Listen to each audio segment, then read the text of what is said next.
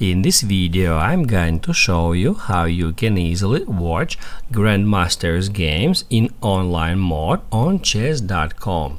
Be sure to watch the video to the very end so you don't make any mistakes, and of course do not forget to like this video and subscribe to my channel. Thanks guys. So let's get started, and first off, open up a web browser and then go to chess.com. Make sure you are signed into your chess.com account, and after that hover your mouse right here where it says play and then click at play. You will be taken to the page that looks like that.